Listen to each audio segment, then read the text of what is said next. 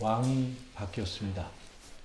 왕이 다스리는 나라에서는 그 왕이 모든 권력을 갖고 있기 때문에 왕이 어떤 사람이냐에 따라서 백성들의 삶이, 나라의 삶이 크게 달라집니다. 지난번 왕도 괜찮았습니다. 그래서 백성들이 비교적 평안하게 살 수 있었습니다. 이번에 새로 왕이 된 사람은 1절에서 보는 바대로 여호사밧입니다. 여호사밧은 지혜로웠습니다. 어떤 의미에서 그랬습니까? 왕은 자신이 먼저 할 일이 무엇인지를 잘 알았습니다. 그것은 나라를 튼튼히 하는 일이었습니다. 우리가 알다시피 여호사밧은 남쪽 나라, 남쪽 왕국의 왕입니다. 그리고 북쪽 왕국인 이스라엘과 사이가 좋지 않았습니다. 그래서 나라가 허술하면 북쪽 나라가 언제든지 쳐들어올 수 있는 상황입니다. 그래서 그 북쪽 이스라엘의 공격을 막기 위해서 나라를 강하고 튼튼하게 만들었습니다. 1절에서 스스로 강하게 하여 이스라엘을 방비하되가 그런 뜻입니다. 어떻게 하는 것이 그럼 강하게 만드는 것일까? 2절이 설명합니다. 여호사밧은 자기가 다스리는 유다 왕국의 모든 견고한 성읍들에 군대를 주둔시킵니다. 군인들이 나라의 중요한 여러 곳에 머물면서 적으로부터 백성들을 보호하도록 하려는 것입니다. 그리고 큰 군대가 머물 수 없는 곳에서는 아주 작은 부대를 머물게 합니다. 그것이 영문, 즉 수비대입니다. 어디에 이런 수비대를 머물게 했는가? 유다 땅과 에브라임 성읍들이라고 2절은 말합니다. 그의 아버지 아사 왕 때 북쪽 왕국과 전쟁을 합니다. 그래서 에브라임 지파에 속한 여러 성읍들을 빼앗았습니다. 이렇게 차지한 성들을 그냥 놔두면 차지 하나만 합니다. 그래서 그 성들에 수비대를 두었습니다. 그랬더니 무슨 일이 생깁니까? 3절입니다. 여호와께서 여호사밧과 함께 하셨습니다. 이게 무슨 뜻입니까?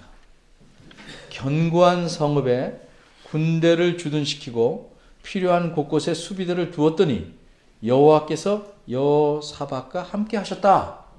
그런 뜻이겠습니까? 마치 대통령이 지나가면 경찰들을 이것저것에 배치해서 대통령을 경호하듯이 여호사밧이 군대를 이것저것에 잘 배치하니까 드디어 여호와께서 안심하고 여호사밧과 함께 하시러 오셨다는 뜻이겠습니까? 여러분 다 아시는 대로 전혀 그런 뜻이 아닙니다. 군대를 주둔시키고 수비대를 둔 것은 1절에서 말한 대로 북쪽 왕국인 이스라엘을 경계하기 위함입니다. 하나님을 호위하기 위해서가 아닙니다. 하나님을 호위할 필요도 없습니다. 그러면 어째서 여호와께서 여호사밧과 함께 하셨는가? 먼저 여호와께서 함께 하시게 된 이유를 생각해 봅니다. 두 번째는 그 결과를 생각해 보는 것입니다. 우선 그 이유는 3절 후반절과 4절에서 분명하게 말씀합니다. 먼저 함께 하시던 이유가 무엇인가를 보겠습니다. 물고기가 많은 개천에 그물을 쳤습니다. 이것저것을 발로 누르면서 고기를 그쪽으로 워이 몰아갑니다. 근데 그물을 들어 올렸더니 들어 올릴 때 아주 가뿐합니다. 잡힌 고기가 거의 없었습니다. 이유가 무엇이겠습니까? 그물에 큰 구멍이 뚫려 있었습니다. 물고기들이 그리로 다 빠져나갔습니다. 그물 친 것이 헛수고가 되었습니다. 마찬가지로 군대를 곳곳에 주둔시키는 것만으로 나라는 강해지지 않습니다. 하나님께서 지켜주시지 않으면 수많은 군대일지라도 아무 필요가 없습니다. 여호사밧은 이 사실을 잘 알고 있었습니다. 그래서 여호사밧은 자기 조상 다윗처럼 하나님만을 섬겼습니다. 우상들을 섬기지 않고 우상들에게 도움을 구하지도 않았습니다. 그 당시 유다 사람들이나 북쪽 이스라엘 사람들은 부지런히 우상을 섬겼습니다. 바알이라는 신을 섬기고 나무로 만들어 세운 아세라라는 여자 신을 섬겼습니다. 그것들이 돌이고 나무인데도 불구하고 사람들은 바알과 아세라를 섬겼습니다. 그리고 그것들에게 잘 되게 해달라고 빕니다. 어려운 일이 있으면 도와달라고 빕니다. 그러나 이런 우상들에게 비는 것은 결국 그렇게 빌 때마다 자신을 망치는 것이고 우상을 섬기는 나에게 벌을 주십시오 라고 하나님께 청하는 것이나 마찬가지입니다. 몸을 망치는 약을 고쳐주는 약인 줄 알고 먹으면 먹을 때마다 몸이 더 망가지는 것과 같은 이치입니다. 여호사밧은 지혜로웠습니다. 자신이 먼저 할 일이 무엇인지 잘 알았던 것입니다. 자신이 누구를 섬겨야 하는지를, 어떻게 섬겨야 하는지를 잘 알았습니다. 그렇지 않으면 곳곳에 주둔시킨 군대들도 아무 쓸모가 없다는 사실을 잘 알았습니다. 여호사밧은 여호와를 경외하는 것이 지혜이고 그것이 사람의 본분임을 잘 알았던 것입니다. 그러나 말로만 하나님께 구하지 않았습니다. 그는 하나님의 계명에 따라 행했습니다. 다윗처럼 바르게 행했습니다. 하나님께서는 이런 여호사밧의 중심, 그 마음을 보셨습니다. 그의 삶을 보셨습니다. 그래서 하나님께서 여호사밧과 함께 하신 것입니다. 두 번째로, 그럼 이렇게 하나님께서 여호사밧과 함께 하셔서 생긴 결과가 무엇일까? 함께 하셔서 무슨 일이 일어났는가? 여호와께서 여호사밧을 칭찬하고 기뻐하시기만 하셨습니까? 그렇지 않습니다. 여호와께서는 그에게 상급을 주셨습니다. 첫째는 5절입니다. 우리말 성경에 그러므로로 시작합니다. 원문의 의미를 잘 살린 표현입니다. 여호와께서 그 나라를 여호사밧의 손에서 견고하게 하셨다고 말씀합니다. 그 나라가 강해진 것이 군대의 힘이 아니라 하나님 때문입니다. 하나님께서 그 나라를 강하게 하셨습니다. 더욱이 여호사밧 왕의 명령을 잘 따르는 강한 나라가 되게 하셨습니다. 왕과 삐딱거리는 군대, 왕과 마찰을 일으키는 백성은 강하면 강할수록 나라가 위험합니다. 언제든지 왕을 해칠 수가 있기 때문입니다. 그런데 하나님께서는 군대도 일반 백성들도 모두 여호사밧의 다스림을 잘 받는 강한 나라로 만드셨던 겁니다. 이렇게 나라가 평안하고 강해지자 여호사밧이 다스리는 그 유다의 백성들이 이 왕에게 예물을 드립니다. 왕이 힘으로 백성들의 재산을 빼앗는 것이 아니고 강제로 세금을 착취해가는 것이 아니었습니다. 백성들이 자원해서 즐거움으로 예물을 왕에게 드리는 것입니다. 몇몇 사람만 드리고 만 것이 아닙니다. 우리말 성경의 5절에는 유다 무리라고 표현했는데 이것은 모든 유다라는 뜻입니다. 유다 백성 모두가 왕에게 예물을 드립니다. 제 아무리 왕이 정치를 잘한다고 해도 사람의 힘으로 이런 놀라운 일을 만들어낼 수 있습니까? 없습니다. 여호와께서 섭리하신 일입니다. 백성의 예물이 어찌나 많았던지 결국 왕은 부귀와 영광이 넘쳐납니다. 여호사밧은 이처럼 여호와께서 함께 하심으로 생겨나는 결과들을 눈으로 보면서 이제 이만하면 됐다라고 생각하지 않았습니다. 하나님이 어떤 백성인지를 경험하니까 더욱 힘써 하나님만을 섬기는 일을 하게 됩니다. 게다가 백성들도 자기처럼 이런 하나님의 복을 누리도록 하기에 힘씁니다. 6절은 두 가지 사실을 말합니다. 하나는 저가 여호사밧이 전심으로 여호와의 도를 행하였다고 말합니다. 이 말의 느낌을 좀 더 알기 위해서 저가 진심으로 행했다는 말의 원문을 좀 옮겨봅니다. 이것의 원문은 그의 마음이 커졌다는 뜻입니다. 무슨 말입니까? 전에는 그의 마음이 키로 말하면 키가 작았는데 이제는 훤칠하게 커졌다는 뜻입니다. 처음에 여호와를 구하고 그의 계명대로 행하는 것이 귀하긴 했지만 작았는데 이제는 더 커졌다는 뜻입니다. 그의 믿음이, 그의 신앙이 크게 자라난 것입니다. 여호와의 말씀대로 행하는 일에 전보다 훨씬 더 간절하고 적극적이게 되었다는 뜻입니다. 전보다 더 여호와의 계명대로 행하는 일에 헌신하게 되었다는 것입니다. 그래서 이 왕이 어떻게 했습니까? 6절 하반절이 두 번째 사실을 말합니다. 백성 전체의 삶을 바꿔야겠다고 생각해서 실천에 옮깁니다. 일단 신속하게 행할 수 있는 일을 먼저 행합니다. 명령을 내립니다. 산 곳곳에 있는 산당들과 아세라 목상들을 없애버리게 합니다. 유다 백성들이 산 곳곳에 우상을 섬기는 산당을 만들어 놓고 거기서 우상을 섬겼습니다. 여호사밧의 아버지인 아사왕도 크게 개혁을 했습니다만 한 가지 아쉬운 점이 있었습니다. 그것이 무엇인가? 역대하 15장 17절은 이렇게 말합니다. 한 장 뒤입니다. 아사의 마음이 일평생 온전했습니다. 개인적으로는. 물론 잘못이 없다는 뜻은 아닙니다. 그 마음이 일평생 온전하였으나 앞에서 산당한 이스라엘 중에서 제하지 아니했다. 이게 아사 왕의 아쉬운 점입니다. 산당들을 제하지 않아서 하나님 백성들의 마음이 하나님께로 돌아오게 하지를 못했습니다. 그런데 이 일을 누가? 그의 아들 여호사밧이 행한 것입니다. 뿐만 아니라 여호사밧은 백성들을 위해 또 한 가지 획기적인 일을 행합니다. 7절입니다. 7절은 이렇게 시작합니다. 저가 위에 있은 지 3년에 무슨 말일까? 지지난주에 설교 때 제가 아사왕에 대해서 말씀드렸습니다.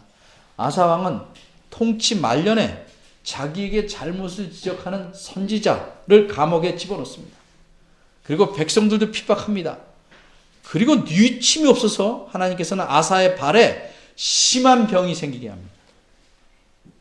왕은 왕의 일을 행하기가 어려워졌습니다. 그래서 아사는 자기 아들 여호사밧을 왕으로 세웁니다. 그렇다고 자기가 퇴임하는 건 아닙니다. 살아있는 한 계속 왕입니다. 그리고 여호사밧을 왕으로 세웁니다. 그러니까 왕이 둘이 생긴 셈입니다. 이런 일들이 이 아사 이후로 유다 나라와 이스라엘에 여러 번 있게 됩니다. 자신도 왕이면서 또한 아들 여호사밧으로 왕으로 세워 일하게 하던 아사 왕이 끝까지 회개하지 않자 발에 병이 든 지 3년 만에 죽고맙니다. 따라서 저가 위에 있은 지 3년에란 아사 왕이 죽고 여호사밧이 홀로 왕으로 독립해서 일하게 되었을 때로 이해하는 것이 바람직합니다. 이렇게 여호사밧이 홀로 일을 하게 되니까 전에는 아버지가 하던 일의 정책에 따라 했는데 이제는 자기가 더 하고 싶은 걸 합니다. 여호와께 헌신한 사람답게 행합니다. 대단한 일을 행하는데 방백들, 즉 높은 지위의 신하들 5명과 여러 레위인들과 제사장들을 유다 곳곳에 돌아다니면서 백성들을 가르치는 일을 하게 합니다. 가르친다는 말이 3번씩이나 나옵니다. 7절에 한 번 나오고 9절에 2번이나 나옵니다.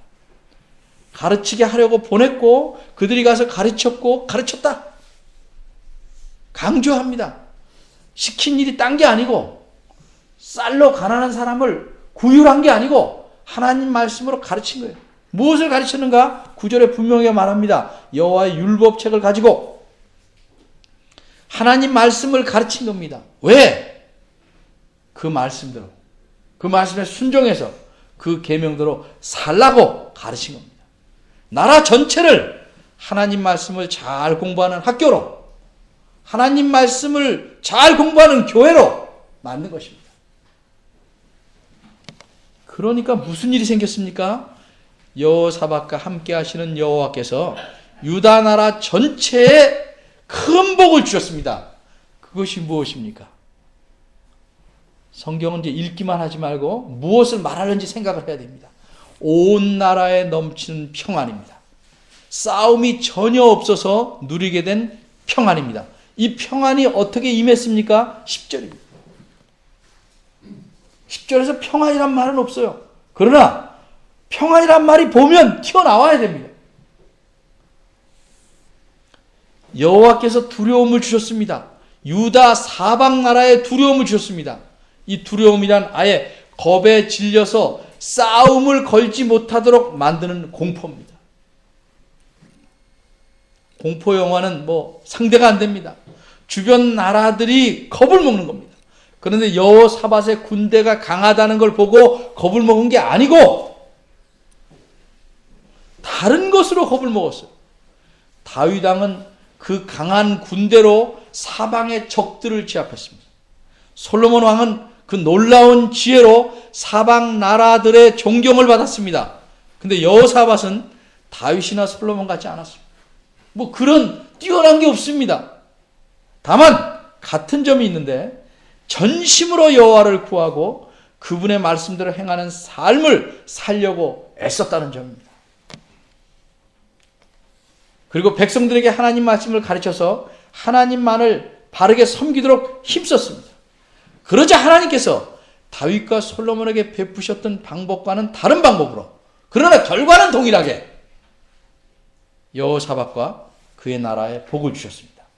주변 나라에 공포를 주심으로써 여호사밧과 그의 나라 유다에 복을 주신 겁니다.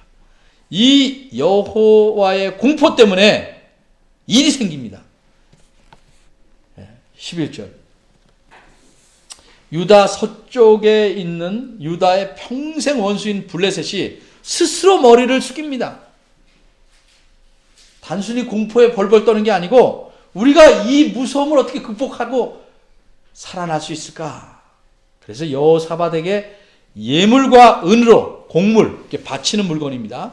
공이란 말은 그거예요. 곡물을 바쳤습니다. 남쪽의 아라비아 사람들도 수많은 짐승들을 곡물로, 예물로 바쳤습니다. 여기 무려 수양 7,700, 수염소 7,700마리를 바쳤다고 나옵니다. 12절입니다. 어떻게 됐습니까? 여호사밧이 점점 강대하여 나라가 부강하게 됩니다. 여호사밧은 유다 곳곳에 견고한 채라는 것은 성채, 요새를 만들었고 국고성, 물건들을 쌓아놓는 성을 건축해서 나라를 부강하게 만들었습니다.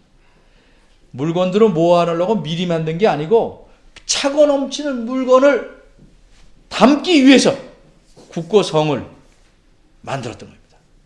처음에는 곳곳에 군대를 배치할 때 크지 않은 군대였지만 이제는 엄청 강한 군대가 되었습니다. 13절에서 19절을 보면 여호사밧의 군대는 무려 다 더해보니까 제가 계산해보니까 106만 명입니다. 군대가 106만입니다. 106만 명. 이게 얼마나 되는가? 얼마나 큰 군대인가? 비교해보면 잘 알 수 있습니다. 그의 할아버지 아비야 왕 때는 북쪽 여로보암이 80만을 데리고 쳐들어왔는데 그걸 막으려고 군대를 싹 모았습니다. 40만이었습니다. 여호사밧의 아버지 아사왕 때는 저쪽 아래 구스 사람 세라가 애국 군대 100만 명을 데리고 왔어요. 그때 아사왕이 탁 모아서 나가서 싸웠는데 58만 명이었어요. 근데 여호사밧의 군대는 그것의 2배입니다. 106만 명. 어떻게 이렇게 군사의 수가 많아졌을까? 여기서 우리는 하나님의 신실하심과 그분의 섭리를 놓쳐서는 안 됩니다. 출애굽할 때 몇 만이었습니까? 60만 명. 출애굽기 시작할 때 겨우 70명이 내려가는데 400여 년 동안 60만 명이 됐다. 굉장히 많이 늘었다고 얘기해요.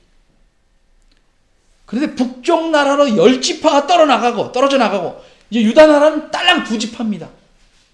유다 지파와 베냐민 지파입니다. 그런데 이 역대기를 기록한 기록자는 이렇게 군사들의 수를 자세히 기록합니다. 13절에서 18절까지 군사의 수를 계속 기록합니다. 왜? 이렇게 많은 군대가 된 것은 하나님께서 행하신 일이라는 걸 강조하고 싶은 거예요.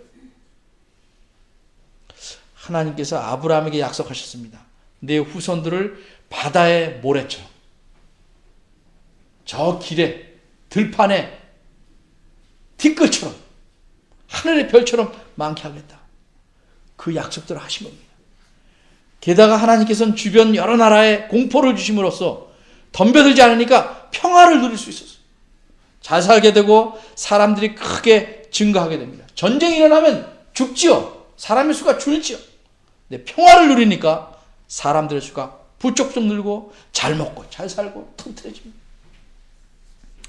이처럼 여호사밧과 유다가 강해진 것은 군사력 때문이 아니고 하나님의 축복, 특히 유다를 건드리지 못하게 하고 유다를 부유하게 만드신 이 하나님의 공포 때문이었습니다.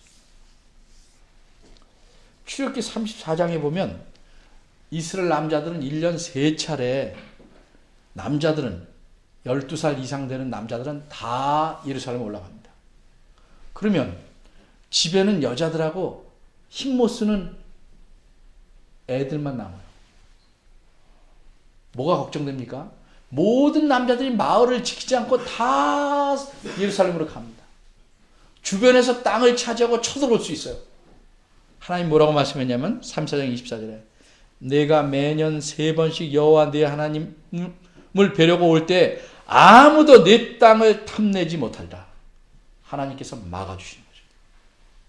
꼼짝 못하게. 다른 사람들이 탐내서 덤벼들 수 못하게 막아주시겠다는 거예요.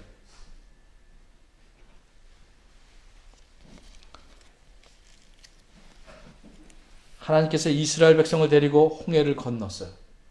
그 이야기를 듣자 강한 성읍 여리고의 사람들이 어떻게 됐습니까? 성경의 표현이 녹아버렸다. 그 소식을 듣고 하나님에 대한 두려움 때문에 돌같이 조용했다라고 출애굽기 15장에서 말한 것이죠. 이게 여호와께서 주시는 두려움이에요. 공포예요. 하나님을 바로 섬길 때 이런 공포를 주셔서 감히 이 나라를 쳐들어오지 못하게, 여호사밧을 공격하지 못하게 막아주십니다. 오늘 본문은 우리가 지금까지 살펴보았듯이 여호사밧이 한 개혁에 대해서 말합니다. 그런데 어떤 관점에서 말하는가? 늘 이걸 생각해야 됩니다.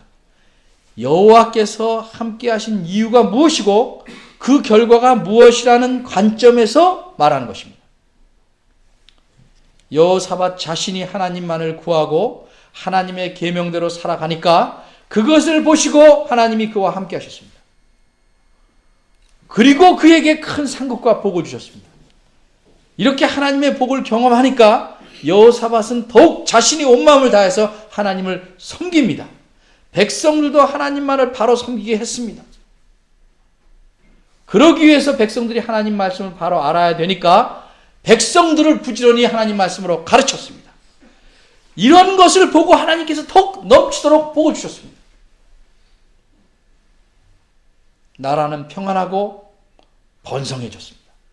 하나님은 이처럼 자신을 바로 섬기고 자기 마음을 헌신한 자들에게 또 그런 나라에게 넘치는 복을 주시는 분입니다. 사람들이 다 잘 살아보려고 애를 씁니다. 예수님 안 믿는 사람은 그럴 수밖에 없지만 믿는 사람도 돈에 뭐가 끈끈이가 붙은 사람처럼 쫓아다닙니다. 그렇게 해서 잘 살아질까요? 학교에서 1장 가서 읽어보세요. 그렇게 갖다 넣는 돈은 구멍 뚫린 전대에 갖다 넣는 것입니다. 한 예로 아무리 벌어도 그것은 덧없이 날아갑니다. 하나님이 지켜주시고 하나님이 튼튼케 하시지 않으면 어떤 사람도 그렇게 될 수 없습니다. 어떤 나라도 그렇게 될 수 없습니다. 그런데 오늘날 모든 그리스도인들에게 하나님은 함께 하십니다. 하나님이 함께 하시는데 그 결과는 개인이나 교회에 별로 나타나지 않는다는 것이 여호사밧과의 차이점입니다. 그 이유가 무엇이겠습니까? 하나님에게 문제가 있는 것이 아니라 우리 각자, 우리 자신에게 있습니다. 돈으로, 권력으로, 재치나 재능으로 우리 삶이 튼튼해지는 것 아닙니다. 그런 것들로 우리 삶이 평안해지는 것 아닙니다. 그런 맛은 잠깐씩 볼 수 있을지 몰라요. 돈에 취해서, 권력에 취해서. 그러나 진정 튼튼한 삶, 평안한 삶, 복된 삶은 하나님께서 만들어주시는 겁니다. 우리가 전적으로 하나님 말을 섬길 때, 적어도 그렇게 하려고 애쓸 때, 하나님 말씀에 순종하여 살려고 몸부림칠 때, 우리와 함께 하시는 하나님께서 우리들의 삶에 손을 대기 시작할 겁니다. 하나님의 손맛을 봐야 삶이 달라지기 시작합니다. 그걸 경험해야 또 달라집니다. 하나님이 빚으시는 이 삶을 우리가 경험해야 합니다. 어떻게 그걸 경험하는지는 우리 본문에서 지금 배웠습니다. 그런 삶을 우리 한번 힘있게, 기쁘게, 감사하게 살아봅시다. 기도하겠습니다.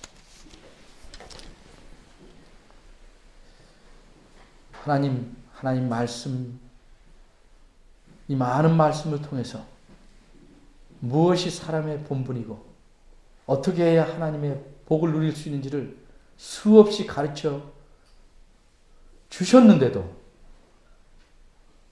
저희들은 미련하게 딴 데다 목을 걸고 있지 않은지 돌이켜보게 하시옵소서. 우리 삶의 목표가 무엇이고 그 과정은 어떻게 살아야 하는 것인지 돌아보게 하시옵소서.